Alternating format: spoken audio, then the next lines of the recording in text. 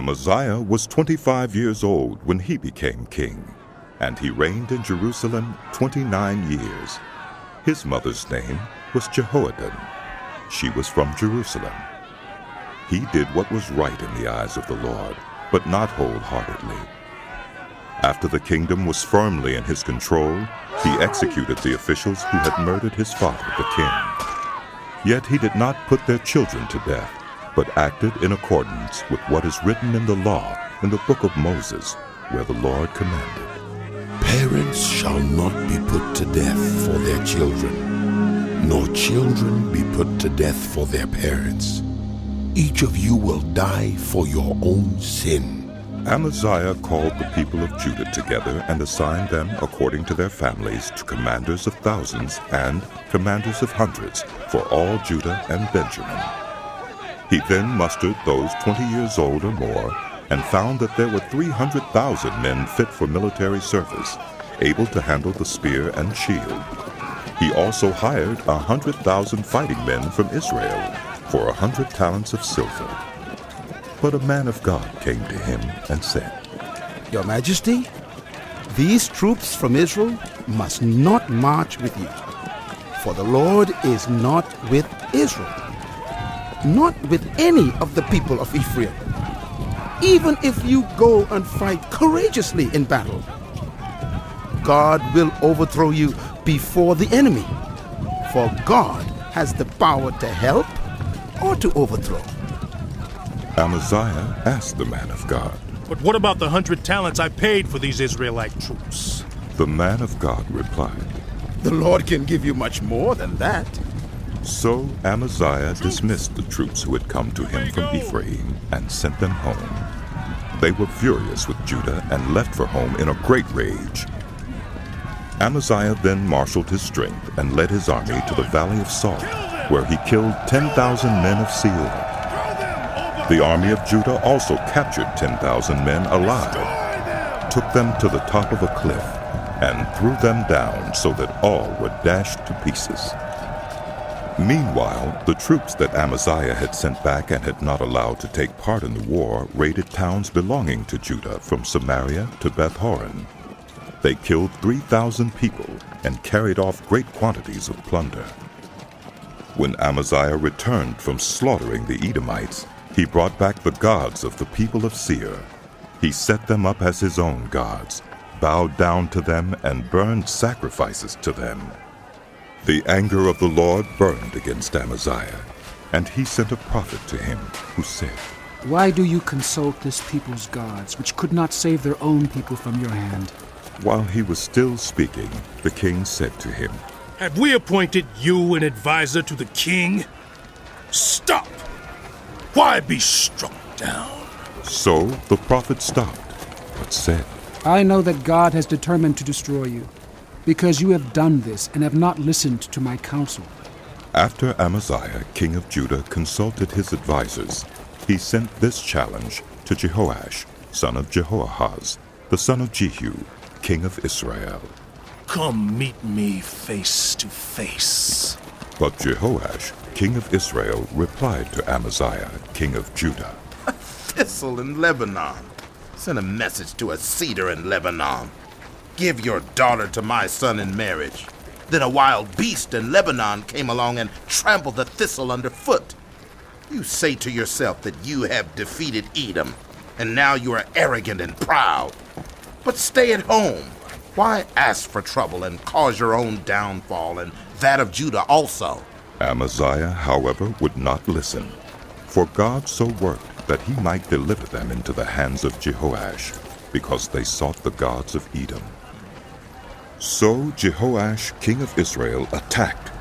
He and Amaziah, king of Judah, faced each other at Beth-shemesh in Judah. Judah was routed by Israel, and every man fled to his home. Jehoash, king of Israel, captured Amaziah, king of Judah, the son of Joash, the son of Ahaziah, at Beth-shemesh. Then Jehoash brought him to Jerusalem, and broke down the wall of Jerusalem from the Ephraim gate to the corner gate, a section about 400 cubits long. He took all the gold and silver and all the articles found in the temple of God that had been in the care of Obed-Edom, together with the palace treasures and the hostages, and returned to Samaria.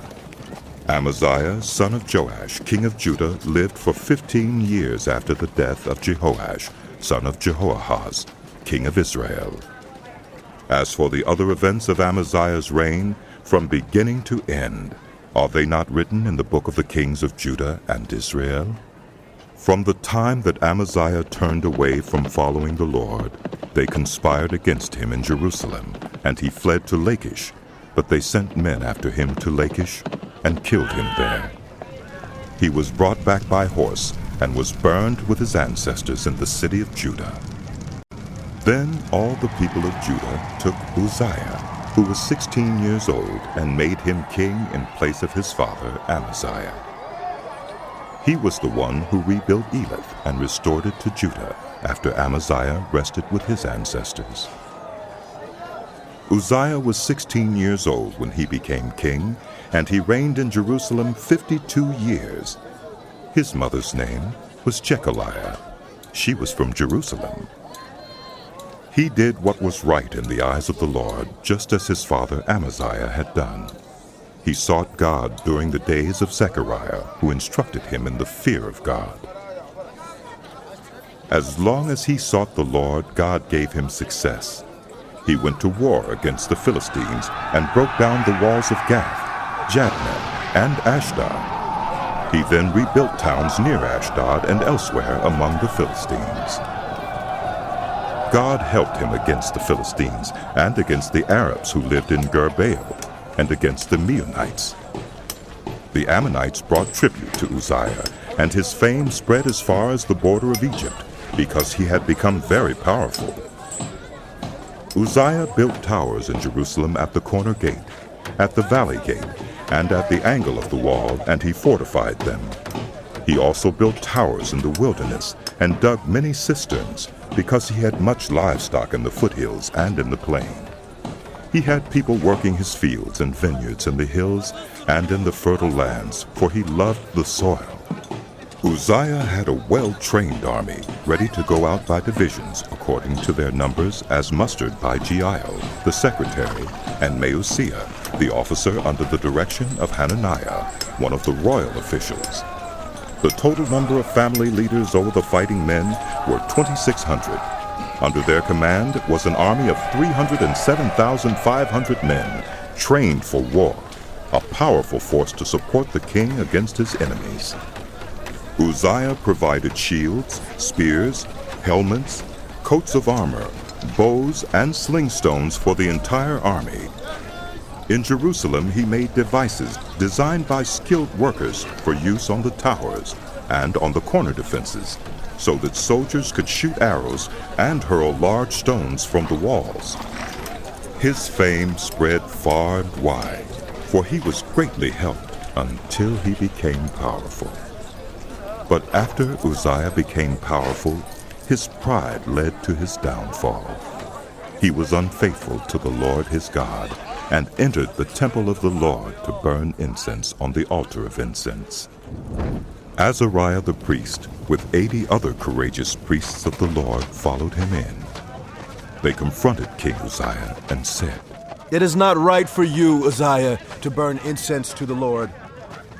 That is for the priests, the descendants of Aaron, who have been consecrated to burn incense. Leave the sanctuary, for you have been unfaithful. And you will not be honored by the Lord God." Uzziah, who had a censer in his hand ready to burn incense, became angry. While he was raging at the priests in their presence before the incense altar in the Lord's temple, leprosy broke out on his forehead. When Azariah the chief priest and all the other priests looked at him, they saw that he had leprosy on his forehead, so they hurried him out. Indeed, he himself was eager to leave, because the Lord had afflicted him. King Uzziah had leprosy until the day he died. He lived in a separate house, leprous and excluded from the temple of the Lord. Jotham, his son, had charge of the palace and governed the people of the land. The other events of Uzziah's reign from beginning to end are recorded by the prophet Isaiah, son of Amos. Uzziah rested with his ancestors and was buried near them in a cemetery that belonged to the kings. For people said, "He had leprosy." And Jotham his son succeeded him as king. Jotham was 25 years old when he became king, and he reigned in Jerusalem 16 years. His mother's name was Jerusha, daughter of Zadok. He did what was right in the eyes of the Lord, just as his father Uzziah had done. But unlike him, he did not enter the temple of the Lord. The people, however, continued their corrupt practices. Jotham rebuilt the upper gate of the temple of the Lord and did extensive work on the wall at the hill of Ophel. He built towns in the hill country of Judah and forts and towers in the wooded areas. Jotham made war on the king of the Ammonites and conquered them. That year the Ammonites paid him 100 talents of silver, 10,000 cores of wheat, and 10,000 cores of barley. The Ammonites brought him the same amount also in the second and third years. Jotham grew powerful because he walked steadfastly before the Lord his God. The other events in Jotham's reign, including all his wars and the other things he did, are written in the book of the kings of Israel and Judah. He was 25 years old when he became king, and he reigned in Jerusalem 16 years. Jotham rested with his ancestors and was buried in the city of David, and Ahaz his son succeeded him as king. Ahaz was 20 years old when he became king, and he reigned in Jerusalem 16 years. Unlike David his father, he did not do what was right in the eyes of the Lord. He followed the ways of the kings of Israel, and also made idols for worshiping the Baals. He burned sacrifices in the valley of Ben-Hinnom, and sacrificed his children in the fire, engaging in the detestable practices of the nations the Lord had driven out before the Israelites. He offered sacrifices and burned incense at the high places, on the hilltops, and under every spreading tree. Therefore the Lord his God delivered him into the hands of the king of Aram. The Arameans defeated him and took many of his people as prisoners and brought them to Damascus. He was also given into the hands of the king of Israel, who inflicted heavy casualties on him. In one day, Pekah, son of Remaliah, killed 120,000 soldiers in Judah, because Judah had forsaken the Lord, the God of their ancestors. Zechariah, an Ephraimite warrior, killed Maaseiah, the king's son. Azrikam, the officer in charge of the palace, and Elkanah, second to the king. The men of Israel took captive from their fellow Israelites in Judah 200,000 wives, sons, and daughters. They also took a great deal of plunder, which they carried back to Samaria. But a prophet of the Lord named Oded was there, and he went out to meet the army when it returned to Samaria. He said to them, "Because the Lord, the God of your ancestors, was angry with Judah, he gave them into your hand. But you have slaughtered them in a rage that reaches to heaven. And now you intend to make the men and women of Judah and Jerusalem your slaves. But aren't you also guilty of sins against the Lord your God? Now listen to me. Send back your fellow Israelites you have taken as prisoners, for the Lord's fierce anger rests on you." Then some of the leaders in Ephraim, Azariah, son of Jehohanan, Berechiah, son of Meshillemith, Jehizkiah, son of Shallum, and Amasa, son of Hadlai, confronted those who were arriving from the war. "You must not bring those prisoners here," they said, "or we will be guilty before the Lord. Do you intend to add to our sin and guilt?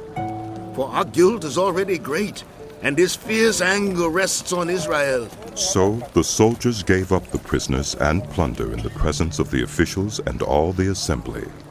The men designated by name took the prisoners, and from the plunder they clothed all who were naked. They provided them with clothes and sandals, food and drink, and healing balm, All those who were weak they put on donkeys. So they took them back to their fellow Israelites at Jericho, the city of palms, and returned to Samaria. At that time King Ahaz sent to the kings of Assyria for help. The Edomites had again come and attacked Judah and carried away prisoners, while the Philistines had raided towns in the foothills and in the Negev of Judah. They captured and occupied Beth-Shemesh, Aijalon, and Gidderoth, as well as Soko, Timnah, and Gimzo, with their surrounding villages. The Lord had humbled Judah because of Ahaz, king of Israel, for he had promoted wickedness in Judah and had been most unfaithful to the Lord. Tiglath-Pileser, king of Assyria, came to him, but he gave him trouble instead of help. Ahaz took some of the things from the temple of the Lord, and from the royal palace, and from the officials, and presented them to the king of Assyria. But that did not help him. In his time of trouble, King Ahaz became even more unfaithful to the Lord. He offered sacrifices to the gods of Damascus, who had defeated him, for he thought, Since the gods of the kings of Aram have helped them, I will sacrifice to them so they will help me. But they were his downfall, and the downfall of all Israel.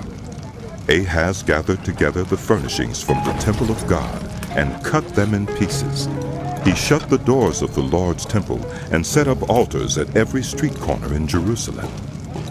In every town in Judah he built high places to burn sacrifices to other gods, and aroused the anger of the Lord, the God of his ancestors.